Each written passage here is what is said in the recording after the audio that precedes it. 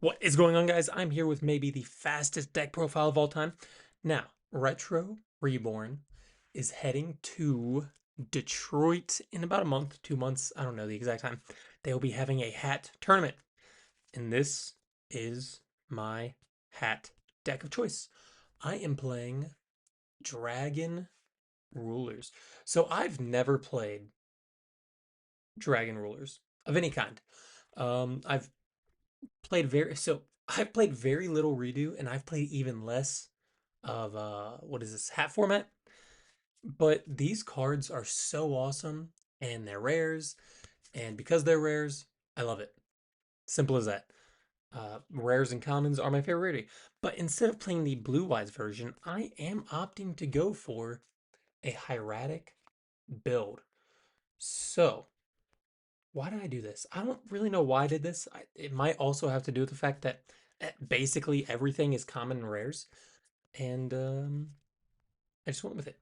I do play the three Sues, the three Esset, and then the three Tefnuit. I have seen a few people actually cut Tefnuit down to 2 copies. It's a horrible draw, and in exchange, they might replace like a copy of Card D or something.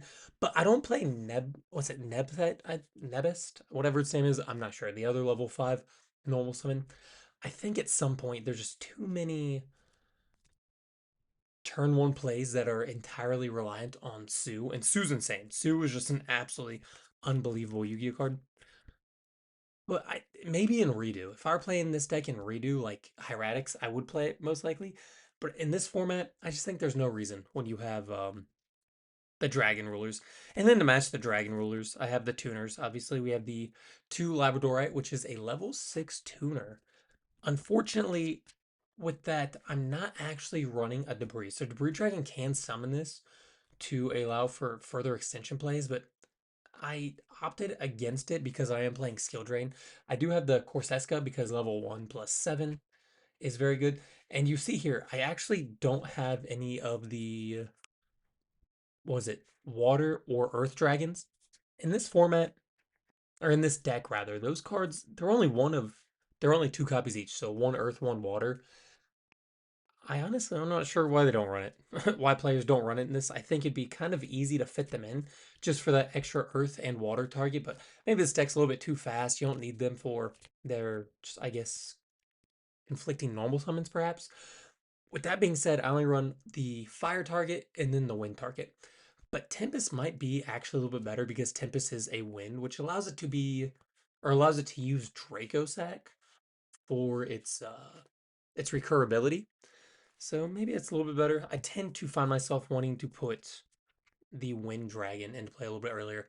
Now, for this format, Soul Charge, I think this is one of the most misunderstood cards, maybe in all of Yu-Gi-Oh, but certainly within this format. Maybe when Soul Charge first came out and through like the Dragon Ruler format and all that stuff, this card might have been like the best Yu-Gi-Oh card. And that's not to say it's a bad card. It's still an unbelievably great card, for sure. But I think a lot of players tend to think that just a activation of Soul Charge leads to these game states where you Soul Charge for 5 monsters and you somehow end on like 3, 4 Xyz, Synchros, whatever. And maybe that is the case for Infernity. Maybe there are some very rare hands where you're able to get like all your dragons in play or a Soul Charge plus Dragon Shrine. But what Soul Charge ends up being most of the time in this format is you're going Soul Charge for 1, 2, maybe 3 cards max, which again, in this format, once you're around like 5,000, 6,000 life points, like every deck can just hit you for a game shot at that point. So you have to be just exceedingly careful. But you just end up soul charging for 1, 2, maybe 3 cards, and it just becomes like use this card and then pay 2,000 life points to get 1 extra Xyz summon. Oh, by the way, you're losing your battle phase. So if that monster doesn't immediately out your opponent's board, so if it's not like a scrap dragon or something of that nature, or perhaps like Big Eye, I guess, Soul Charge isn't the most broken thing we've ever seen. Now, I do think there is a lot that's crazy about hat format. I don't think Soul Charge is one of those cards that is like the crazy part. Definitely the what is it? Artifacts are insane. I think those decks are becoming wildly more popular, and that's actually the reason I went with this deck. But that's just, again, because of the skill drains. So I do run 3 upstarts just for maximum consistency, and then I do run 3 cards of constants just for maximum consistency, and I also run 2 hieratic seal of convocation because it's at 2, it's not at 3, but I run 2 for maximum consistency, and I run 1 gold sark for maximum consistency. Now, if there's anything missing, it's probably Burial. I don't run Burial. I'm at exactly 40 cards. I think Burial would also be an easy fit because I am running the one of compulsory, but 3 skill drain. This card's insane. This deck is basically just built to hopefully get to a skill drain in like the first turn and then drop like Stardust Dragon. If you don't get skill drain, then you have just a wildly good XYZ toolbox in the form of what is it? The Hieratic, Xyz, Dracosac, and what's that other card? Big Eye, and maybe a few other cards. It's crazy what this deck can do. I do actually opt for the 2 main deck trap stun. I don't know if this is good or not. It seems this format is wildly trap oriented. There are obviously plays where I can just go trap stun, load up my entire board. I do play Black Rose. I play the Michael, the Lightsworn thing, so I can trap stun, get huge advantage swings that way, and then maybe like use the Dragon Rulers after I Black Rose the board just to bring everything back and just get a huge advantage swing. But Trap Stun does also turn off the skill drain, which allows me to do any of my plays on my turn. And then, like I said, I have the 1 Compulse. I just think Compulse is just crazy valuable in this format. Maybe I'm really overestimating what it can do and what it's for in a hat-based format where it probably doesn't get nearly as much value. And I'm also not wanting to really return my own cards. This card could probably become easily the Burial. But I think for just like a one of defensive card, this maybe Torrent. I don't know what else I could possibly run in this card's place, but maybe it should be the Burial. Going into the side deck, I don't know anything about this format, so you're going to see just a bunch of random sides. But I do know the hands are very good. So I do opt for 2 fire, 2 ice. These cards are incredible in the skill drain. They are incredible into, I don't know, basically every matchup in the format. Recruiters that also go +1 while retaining the field presence is so good that maybe I want to do 3 copies of each. I side deck the 3 Mystical Space Typhoon, and maybe I don't even need these to be honest. I'm not familiar with the format, so maybe those shouldn't be in the side because I do the 2-sided Wingbeat Dragons. These might be main deck worthy, but I think there's something to be said that you activate this and then just like destroy your opponent's artifact cards, which activates all the cards. So maybe that's not a good card to have here in the main deck. Maybe that is just like a side option. And again, maybe these MSTs could be something else. The Dark Hole I play in the side. I don't think this deck is terribly needy for Dark Hole. You have just so much explosive room that it just, in my mind, it seems that I don't want to see it going first because it lowers the chances of a turn 1 combo play. And going second, I just feel like the rulers have so much explosive utility that even going second, I don't need it. I just need it for weird in-game plays where maybe I'm out of ruler material or I want to hit like a monster floodgate or something. I'm unsure. I run the 3 debunk. Um, I don't know. Maybe another card that I'm entirely unsure of.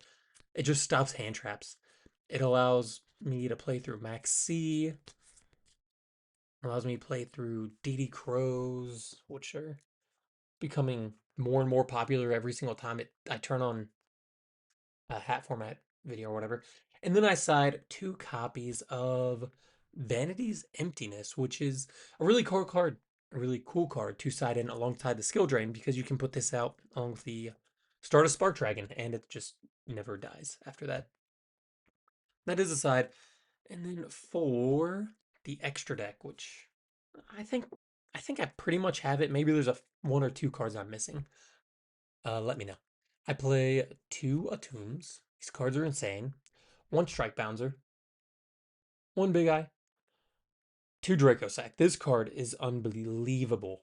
Big Eye and Dracosac. Big Eye just being an unconditional permanent change of heart is weird.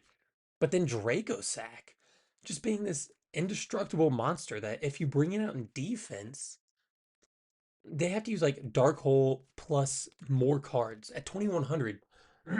It just like doesn't get power crept by any of the artifacts. It doesn't get stopped by Diamond Dyer. Doesn't get outed by the other what was it, Shark on Arc or whatever. This card's insane.